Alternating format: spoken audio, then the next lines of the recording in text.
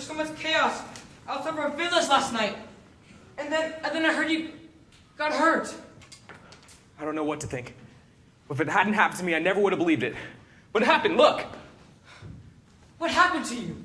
You're bleeding. I was, but no more. What do you mean no more? There's blood everywhere. Who did this to you? I don't know who did it, and it doesn't matter. Only what happens afterwards is what's important. What happened? Last night, our high priest Caiaphas sent me, along with other officials, and the temple guard to find Jesus and arrest him. Why? For what reason? He was drawing great crowds with his so-called miracles, and he was...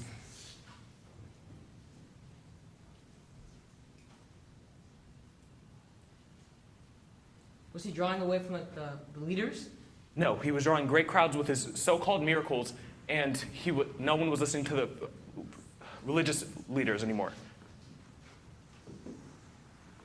Well, I studied under our great high priest. He's wise and well educated in the scriptures. I believe what he says. He makes sense.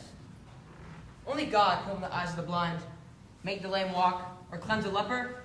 I'm a man. I believe Caiaphas too, Anyway. I believe Caiaphas too,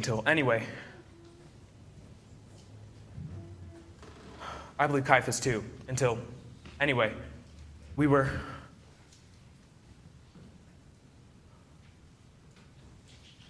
Where'd you go?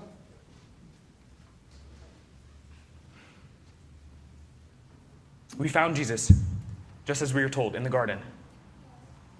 He was drawing great crowds. It was dark, and we couldn't see faces very well.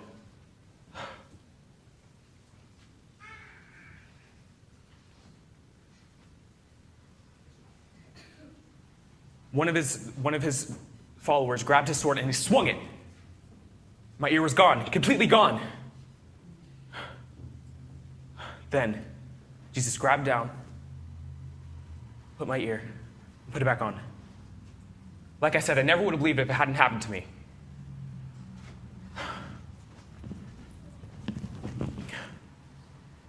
But how do you explain it? Why in the midst of all this trouble would he stop to help me? I came to him as his enemy, and he came to me as a friend. Could he be the true Messiah?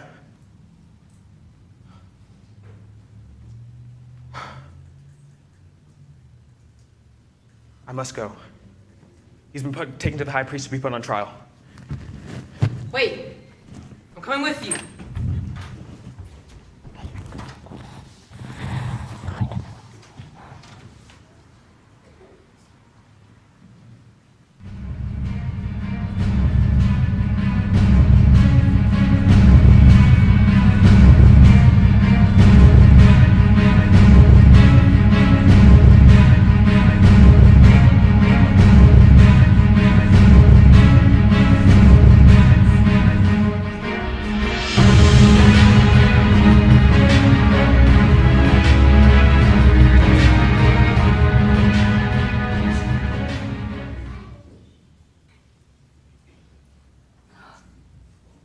Oh God, fear has gripped my heart.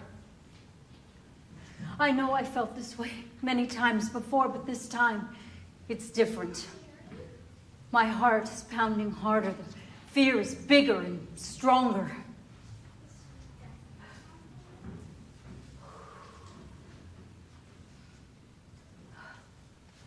Lord, you have been so faithful to help us raise your son. It was hard sometimes with so many uncertainties, never knowing what was lying ahead. But I never wavered from what you asked me to do. You never promised it would be an easy path, but you did promise you would always be with me. Now, people turn away when I walk by. Voices hush, eyes dart away. I don't understand.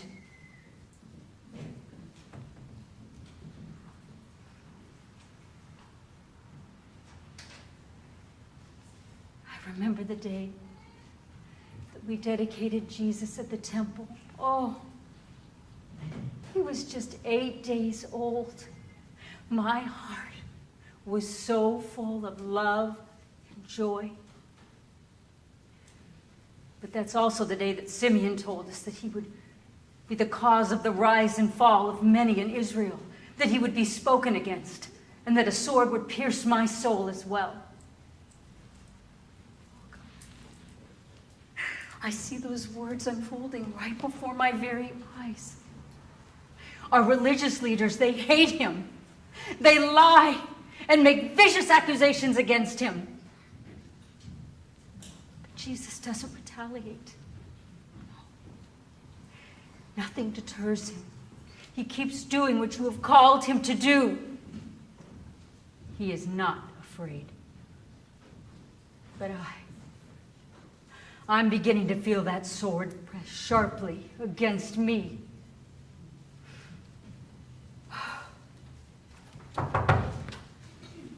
Mary, Peter, why are you here? I had to come tell you before you heard it from someone else. Heard what? Jesus has been arrested. Arrested? For what? He's never done anything wrong. After our Passover meal, we went to Gethsemane to pray, and we fell asleep. But suddenly a large crowd came, and they had torches and clubs and swords, and they were looking for Jesus. A large crowd? Well, who were they? There were religious leaders and teachers and temple guards, and it was dark and it was hard to see. But there was someone in that crowd who knew him well, came up close to him and called him Rabbi, kissed him. Who was that? Judas. Judas. Judas. Well, why would he be with them? I don't know. I don't understand. They seized him, they tied him up like a criminal, and then they led him away, and we all ran for our own lives and not giving a thought about his. Where did they take him? To High Priest Caiaphas to be put on trial for blasphemy. Blasphemy? Mary, I must go and find out what's happening, but I'll come back soon. You stay here where it's safe. News of this is going to spread like a wildfire. Blasphemy? How can it be on trial for blasphemy? A crime that's punishable by death. Oh, God. How can this be, God? He's done nothing but your will. Father God, please stop this evil plan. Death cannot be your plan for Jesus.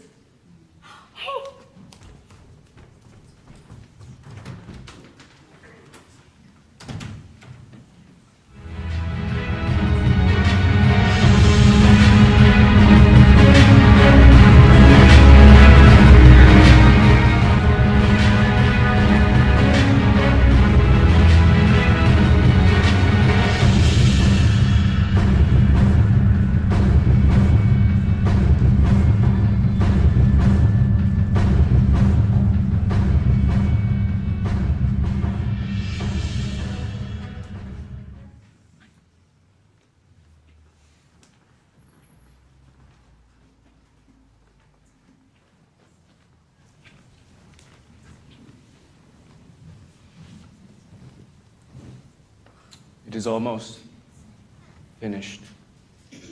Soon, peace will be restored on the streets of Jerusalem. My authority and reputation as governor of Judea remains fully intact. I wish I could say the same for my conscience. Condemning a man to death is not difficult. I have done so many times before for lesser crimes. But this particular case, it disturbs me, increasingly so. The Pharisees, together with their lawyers, came to me to ask that this Jesus, some performer of miracles, be crucified for calling himself the Son of God, King of the Jews. According to their law, he must die for blasphemy. I don't get involved in the religious squabbles about their laws. But because of the growing unrest in the city, I was forced to look into it. So, I had Jesus brought privately and asked about these charges. He stood before me in total silence. When I told him I had the power to free him or condemn him, my words simply slipped past him like a leaf in the wind. He stood steadfast and looked right at my eyes. Not a word came from his mouth. He was not afraid.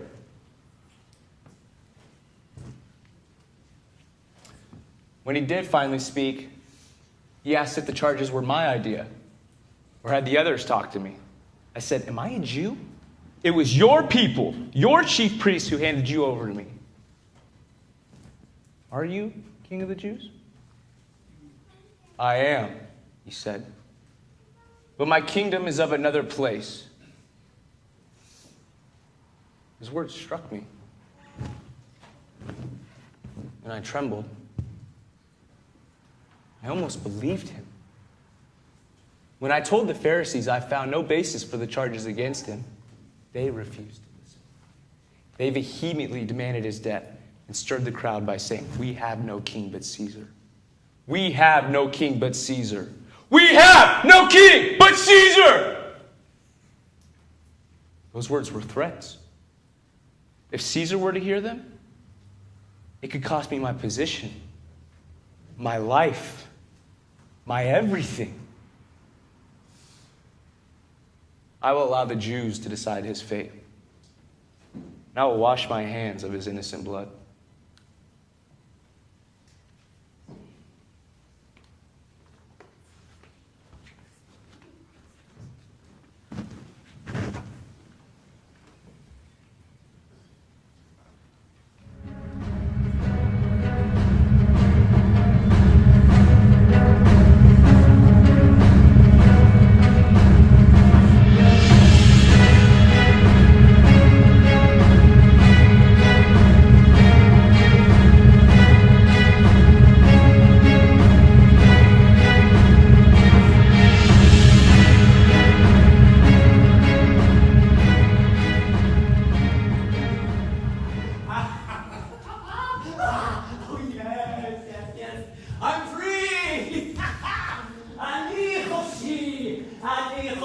I'm free! I'm free!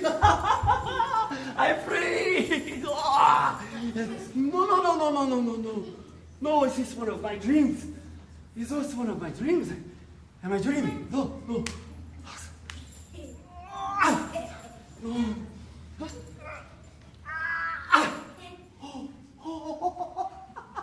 It's real. It's real. I'm not dreaming.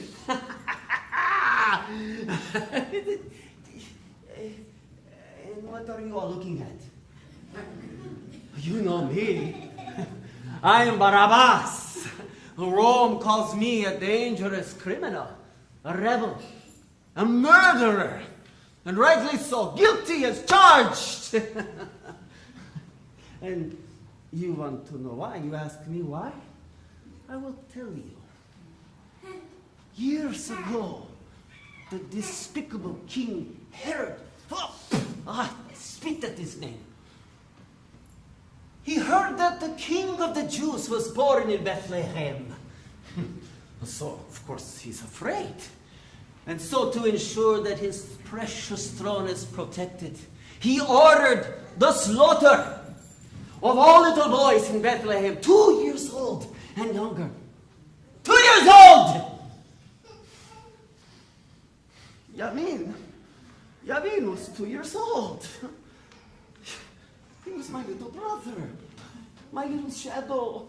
The parents were away in Jerusalem. He never left my side. But that day he did. He went out and played. And the Roman soldiers tore through the town on horseback and speared Yamin like an animal in the streets. I hear the crying and the people screaming. I rush outside and look, but it's too late. Yamin, I look, I bend down and I pick him up. He looks up in my eyes one last moment Then he slumped in my arms.